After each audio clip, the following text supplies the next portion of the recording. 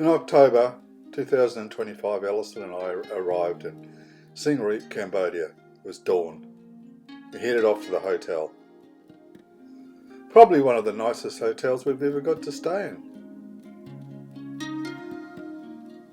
We were hanging around outside and wondering what to do, and this guy came along in a tuk-tuk and offered to take us for a tour for $2. Gee, well, we were in. The tuk-tuk driver showed us all around town. The most memorable part was the cemetery. Oh God, awful. 8,836 victims of the Pol Pot regime buried here.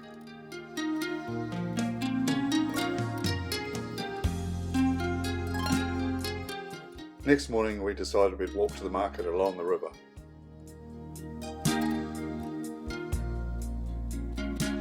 All sorts of stuff, and the smell sometimes was pretty horrendous. Wandering around, we noticed there was a street called Pub Street. We thought, well, we'll go back there later. We went to a restaurant near the hotel. Oh, boy, did they have all sorts of stuff.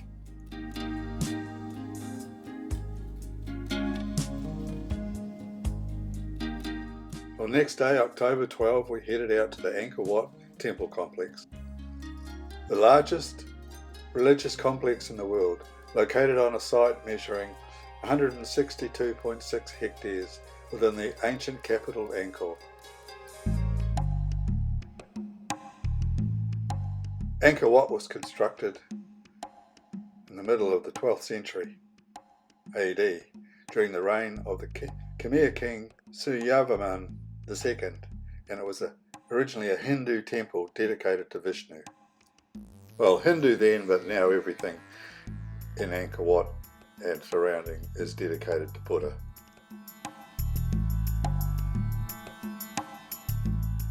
A lot of the figurines had had their heads chopped off by the Khmer Rouge. The monks must have been amazingly fit getting up and down those stairs all the time.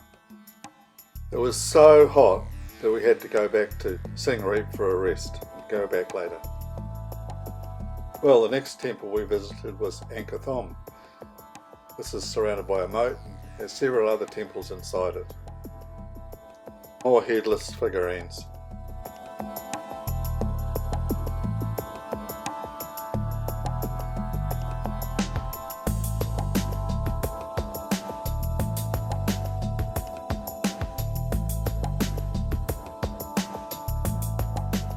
Geez, it was still hot. Most of the old temples have just been left to decay, really. Too much work involved, I think, in fixing them up. And horrendous cost, but they look pretty good the way they were. Lovely ruins. First up, the next day, was Ta Prohm Temple. It's the famous one that's renowned for the massive trees growing through the stone walls. It was lastly left unrestored to showcase the nature merging with architecture, and famously featured in the 2001 film The Tomb Raider. Well, then we got taken to the Pre-Khan Temple. We wandered around and we got lost. It was actually quite neat being lost.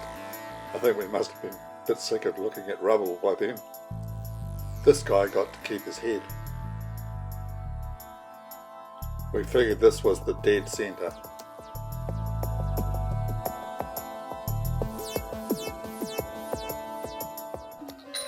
These guys didn't get to keep their heads. Well, we found our way out in the end and came across a band made up of disabled servicemen. Oh, then back in the tuk-tuk again. Yeah, we're off to the Lake Temple. This one was situated across a causeway and in the middle of an artificial lake. Moving on, although there was all these fantastic temples everywhere, I think Alison and I were starting to get a bit templed out.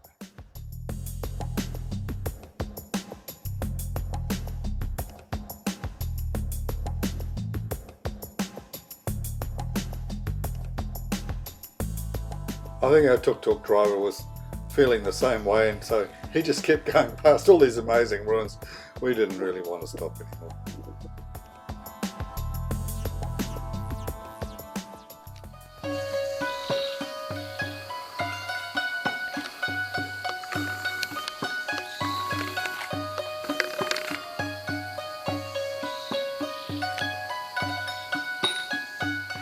And then it started to really piss down.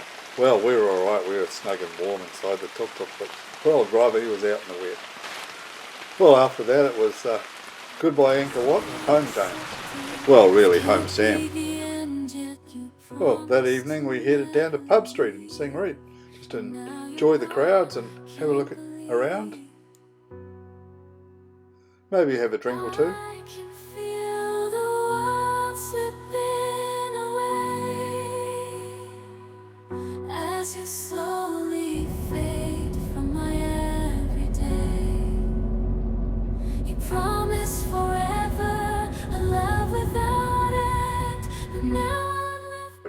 The RV Amalotus. Bigger than I thought it would be, but yeah, pretty nice. Yeah, so we went aboard, had a look around, had lunch. Everything was already in our cabins. Oh, it was great being on the river at last. Right, so first night, just left the port, really can't remember the name of it, Kapong Cham, and we are now heading down the river towards Angkor. So it's a lovely day, the sun is setting, and it's just very lovely and peaceful. Next morning we found the boat had pulled up at a village along the river, so we could get off and wander around and have a good look at what was going on.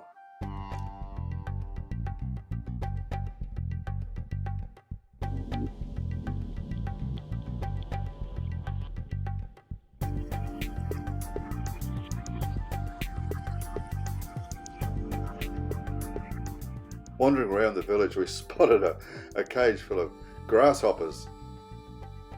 There was an engineer on the boat, so we had an interesting conversation about this construction. Mekong air conditioning.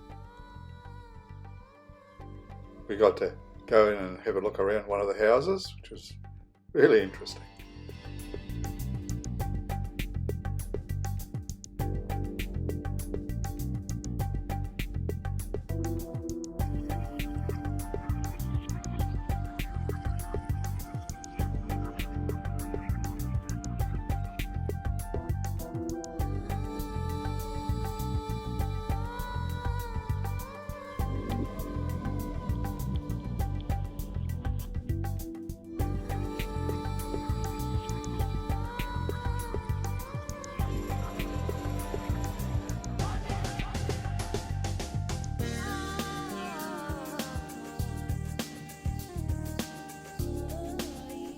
Then I was back to the boat for lunch.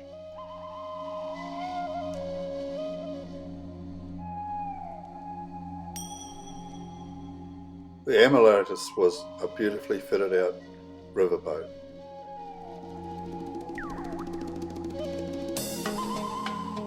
The dining room,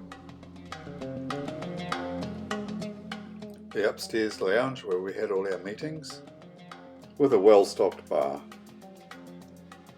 The smoking deck at the back of the lounge. The sun deck and yet another bar right up the top and at the back.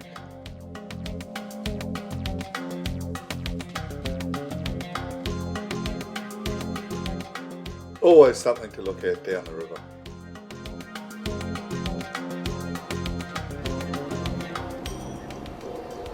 And then a bus trip off to the Vipassana Jurak Buddhist Centre.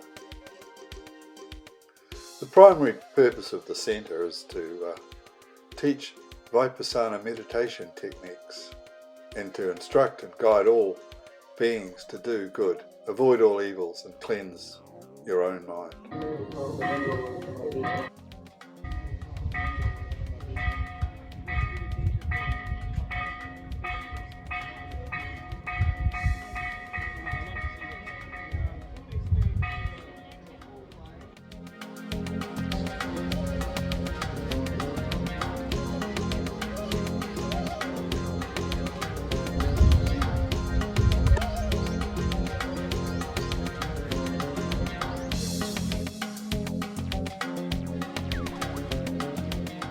Then I was back down the river, heading to Phnom Penh, where Alison and I hired a tuk-tuk and did a bit of a tiki tour around.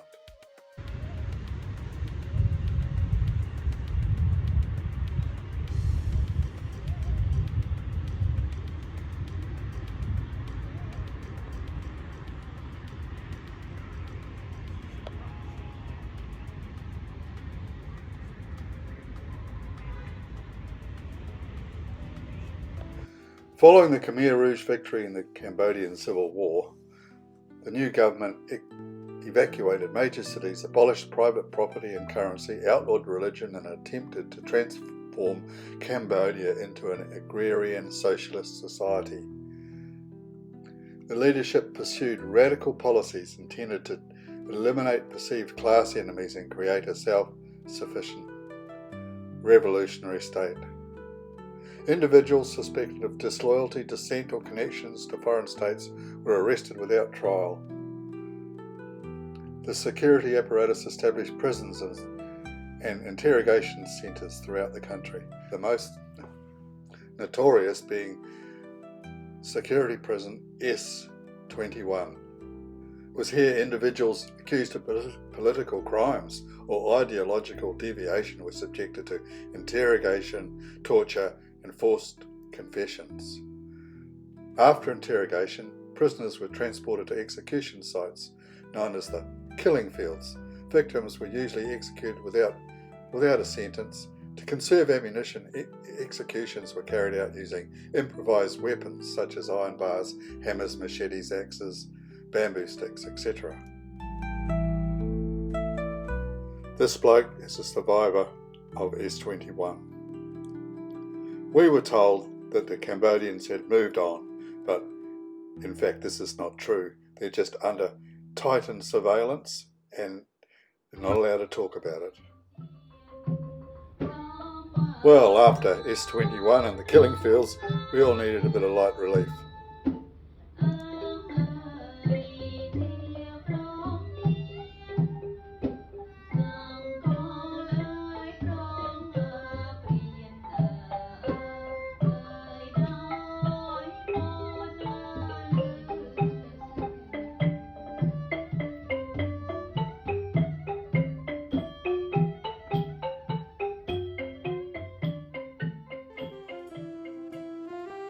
Well, down the river we continued.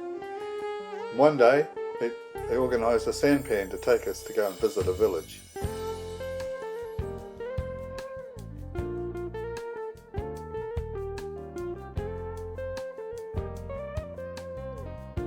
You always feel slightly intrusive looking at people's houses, but these people, they didn't seem to mind. I think they were more interested in looking at us.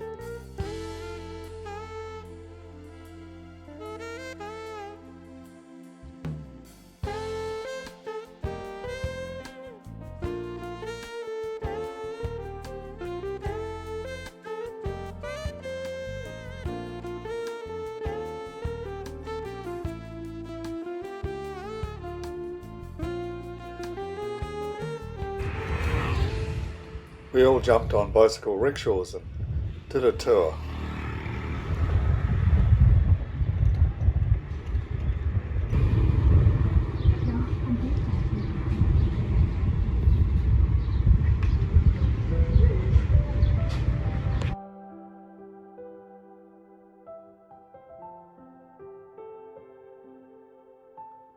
Well, our river cruise finally came to an end, and on the 21st of October, we were in Saigon, having lunch down an alley. It was really good too.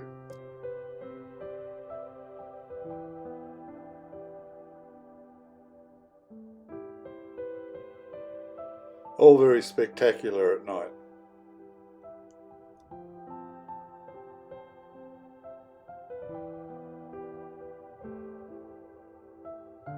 Mekong. We figured getting on the hop-on, hop-off bus around Saigon would probably be the easiest and most efficient way of having a good look at the place.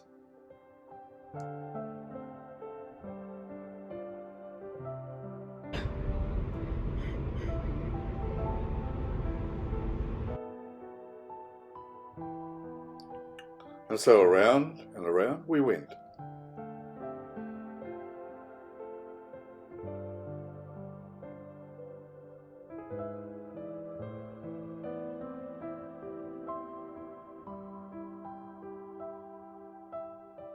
So many motorbikes, gosh.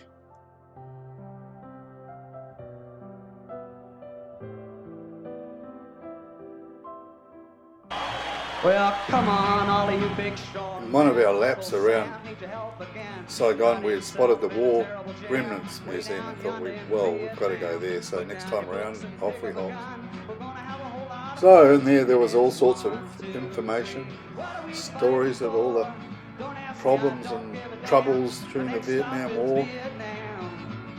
Nasty things were being said about the Americans, but not a word about the Kiwis, thank goodness.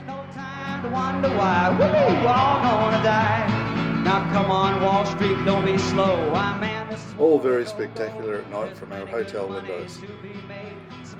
Next day, the 23rd of October, we headed up the river in a speedboat to go and visit the Coochie tunnels. These are the amazing tunnels that the Viet Cong had dug underneath American troop bases. They come up and they were also full of all sorts of booby traps, nasty looking things. There were secret entrances and exits and all sorts of booby trapped holes in the ground.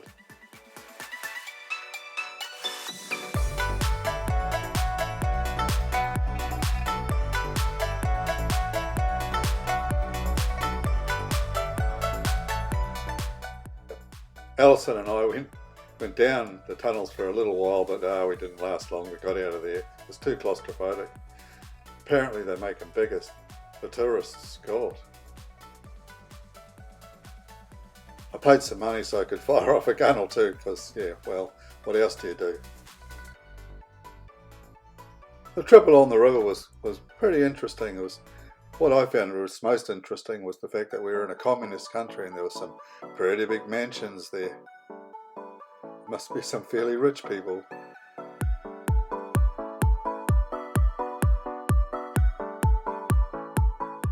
Well, the thing I'll always remember about Saigon was the pollution. Yeah, looking from a distance it looks terrible. Well, from Saigon we flew to Singapore and on to Colombo in Sri Lanka. Stayed at the Riverboat Hotel. From Colombo we hired a driver and we headed to Mirissa on the south coast. There we ended up staying at the Edelweiss Hotel. We've both been feeling pretty bad for some time now. I don't know what it was we had, but it wasn't having a great effect on us, and so we had to consider whether it was worth staying and putting up with it or heading off. So we decided in the end we'd head for home. Oh well, sadly it was then off to Negombo, which is near the airport, and we could stay there and catch a flight when one became available. The hotel at Negombo seemed to be overrun with crows. They even had a guy who was hired to keep the crows off the guests during breakfast time. Well, it was a pretty nice place to stay really while we waited and watch a few more Sri Lankan tropical sunsets. Get ready and just head off home, back to New Zealand.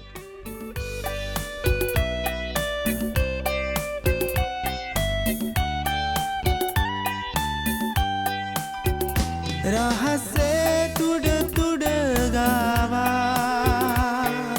Kaniyat van bambarunna Apa sand